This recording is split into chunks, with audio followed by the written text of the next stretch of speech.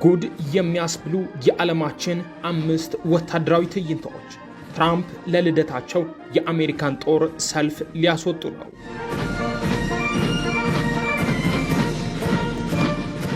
ወታደራዊ ትርኢት ማለት የአንድን ሀገር ድል ወይም ነፃነት አሊያም የወታደራዊ ተቋማት ምስረታ ቀንን አስመልክቶ የሚካሄድ ድንቅ ትርኢት ሲሆን በዛን ዕለት የማይወጣ የትጥቅ አይነት፣ የማይገለጥ መሳሪያ፣ አደባባይ የማይገኝ ተመልካች የለም። በሀገራችን ኢትዮጵያም በተደጋጋሚ አስደናቂ ወታደራዊ ትርኢቶችን በአደባባይ ተመልክተናል።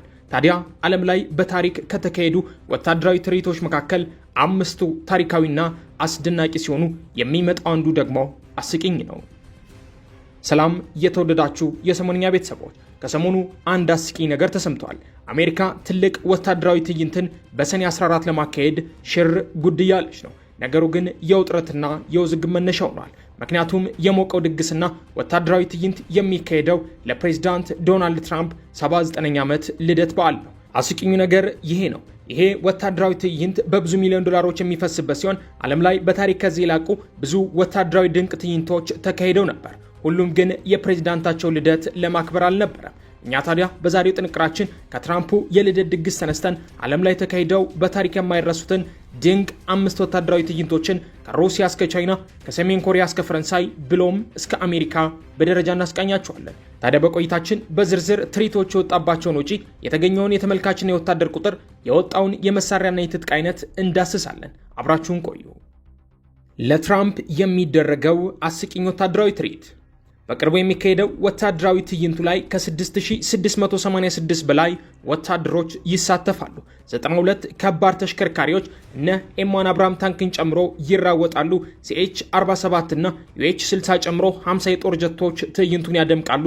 7 ወታደራዊ ባንዶችና የጎልደን ናይት የፓራሹት ቡድኖች ይሳተፋሉ። ይህ ሁሉ የሚሆነው ለዶናልድ ትራምፕ ልደት ነው። ትዕይንቱ ከፔንታጎን እስከ ዋይት ሃውስ ይዘልቃል። ይሄ ደግሞ ከ4 ሰዓት በላይ ይወስዳል። በጠቅላላ ለዛች አጭር ሰዓት ደግሞ ከ50 እስከ 90 ሚሊዮን ዶላር ወጪ ይደረጋል። ትራምፕ ታዲያ ይህ ነገር እንዲደረግላቸው ፍላጎት ያደረባቸው በ2017 በፈረንሳይ የተካሄደውን ባስቲል ዴይ ወታደራዊ ትዕይንት በተመለከቱበት ወቅት ነበር። በጊዜው እንደውም በግል ማህበራዊ ሚዲያቸው አጋርተውት ነበር። አንዳንዶቹ ግን እንዲህ ይላሉ፣ ይሄ ኢጎ ፕሬድ ነው፣ ማለትም ለፕሬዝዳንቱ የግል ፍላጎት ተብሎ የሚደረግና የሀገር ናት የሚያባክን ነው። ከዛም ባለፈ የዋሽንግተንን መንገዶች ያበላሻል ይላሉ።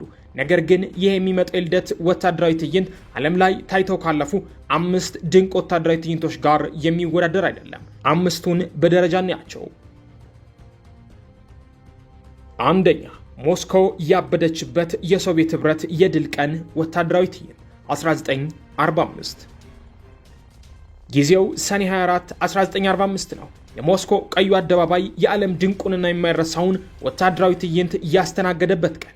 በዕለቱ የሚከበረው ደግሞ ሶቪየት ህብረት በሁለተኛው የዓለም ጦርነት ጀርመን ላይ ናዚን ያሸነፈችበት ዕለት መታሰቢያ ነው። አደባባዩ ላይ እልፍ ዝናብ እየወረደባቸው ከ2 ሚሊዮን በላይ ሰዎች ታጭቀው ትዕይንቱን ተመለከቱት። ከመላው የሶቪየት ግንባር የተውጣጡ ከ40 ሺህ በላይ ወታደሮችም በሚደንቅ መልኩ ተአምራዊ የሆነ ወታደራዊ ሰልፍ አካሄዱ። በትዕይንቱ ላይ ተጨማሪ እግረኛ ወታደሮች ተሳትፈው ቀዩን አደባባይ ያደመቁት። ከ30 ሺህ በላይ አጋዥ ኃይሎች አደባባዩ ሞሉት። ከ280 በላይ በወቅቱ የጦር ሜዳ ንጉስ የነበሩ T134 ታንኮች አቅማቸውን አሳዩ። እንደ IS-2 ያሉ ድንቅ ታንኮች ለሶቪየት ህዝቦች ተገለጡ። ከ1850 በላይ ወታደራዊ ተሽከርካሪዎች አደባባዩን ፈነጩበት። እንደ ካቱሺ ያሉ እውቅ የሮኬት አስወንጫፊዎችም ለመጀመሪያ ጊዜ ለህዝብ ታዩ። በሰማይ ላይ ደግሞ ሚግ 15 የጦር ጀቶች እንዳንበሳ ጓሩ። በጠቅላላው በዛን ቀን ሞስኮ አበደች። የትዕይንቱ መሪ ኮማንደር ማርሻል ጆርጂ ከፊት ለፊት ትዕይንቱን ነጭ ወታደራዊ ልብስ አድርገው መሩ። ወታደሮቹ የተዘቀዘቀ የናዚን ባንዲራ ይዘው አሸናፊነታቸውን ለህዝባቸውና ለዓለም ዘከሩ። በጠቅላላ ያ የሚደንቅ ወታደራዊ ትዕይንት ታዲያ ከ150 ሚሊዮን ዶላር በላይ ወጥቶበት ነበር። የ3 ሰዓቱ ትዕይንት ታዲያ ዝም ብሎ ትዕይንት ብቻ አልነበረም፣ የሶቪየትን የበላይነት ለዓለም የገለጠ ድንቅ ትርኢትም እንጂ። የተዘቀዘቀ የጠላትን ባንዲራ በአደባባይ ይዞ ከመንጎራደድ በላይ አሸናፊነት የለም ይላሉ። ሁለተኛ፣ የፍራንስ ባስቲል ዴይ ልዩ ወታደራዊ ትዕይንት ነሐሴ 14 1919። አስደናቂው ትዕይንቱ የአንደኛው የዓለም ጦርነት አብቅቶ የፈረንሳይና አጋሮቿ ድልና ነጻነት የተከበረበትና የታወሰበት ነበር።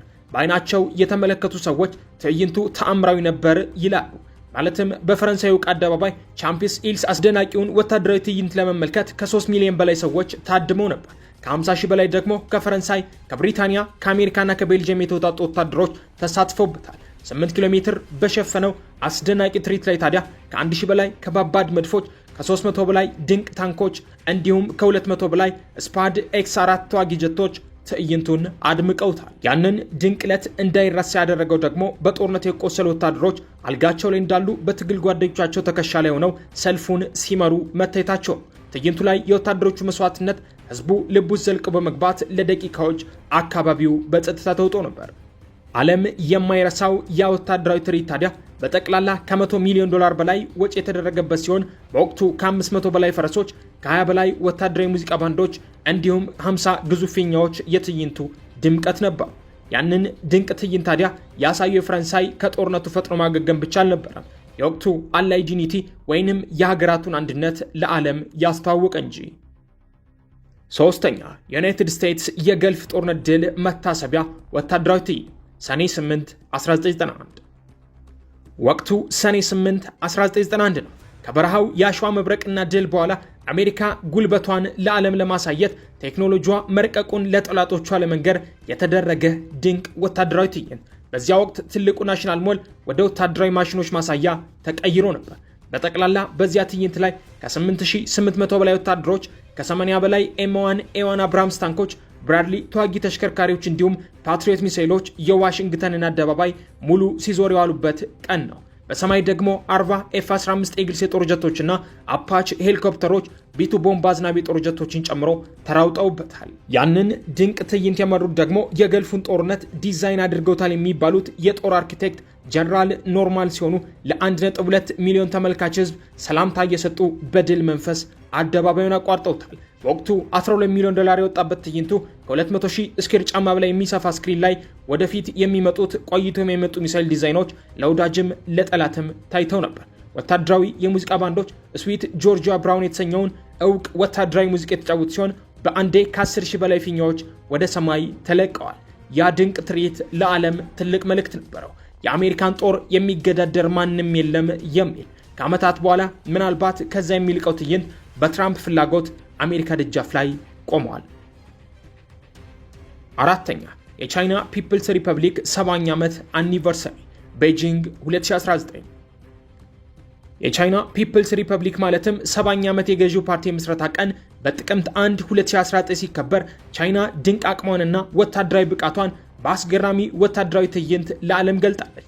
ታዲያ በቤጂንግ የሚገኘው እውቁ ቲያንሜን አደባባይ ከ15,000 በላይ ወታደሮች፣ ከ550 በላይ ወታደራዊ ተሽከርካሪዎች፣ ከ160 በላይ ጦር አውሮፕላኖች የተሳተፉበት ድንቅ ወታደራዊ ትርኢትን አስተናገደ። በወቅቱ ታዲያ ከተገለጡት መሳሪያዎች መካከል አህጉር አቋራጭ ባላስቲክ ሚሳይሎች፣ አሜሪካን ጨምሮ በ30 ደቂቃ ውስጥ ማጥቃት የሚችሉ ድንቅ የኒውክሌር አረሮች እና ተአምራዊው ጄ20 ተዋጊ ጀትና ሮቦቲክ ታንኮች ለመጀመሪያ ጊዜ ይፋ ተደርገዋል። የቻይናው ፕሬዚዳንት ዢ ታዲያ እንደማው ለብሰው ከሁንጋይ ሊሞዚን ወጥተው ወታደራዊ ሰላምታ በመስጠት በትዕይንቱ የቻይናን ድንቅ ወታደራዊ አቅም ለዓለም አሳይተዋል። ከ200 ሚሊዮን ዶላር በላይ የወጣበት ያ ድንቅ ትዕይንት ታዲያ ከ1.5 ሚሊዮን በላይ ተመልካች የታደመበት፣ ከ70,000 በላይ ፊኛዎች የተለቀቁበት፣ ወታደራዊ ባንዶች ወታደራዊ ሙዚቃዎችን የተጫወቱበት፣ ከ100,000 በላይ ሰዎች ለዝግጅቱ መማር ሽር ጉድ ያሉበትና የቻይና ድንቅ አቅም ለዓለም የተገለጠበት አስደናቂ ትዕይንት ሆኖ አልፏል። በወቅቱ ከማይረሱት ነገሮች መካከል ደግሞ በሰው ሰራሽ ክህሎት ወይም ኤአይ የሚመራ ድሮን ተገልጦ ዓለም ጉድ ብሎ የነበረ ሲሆን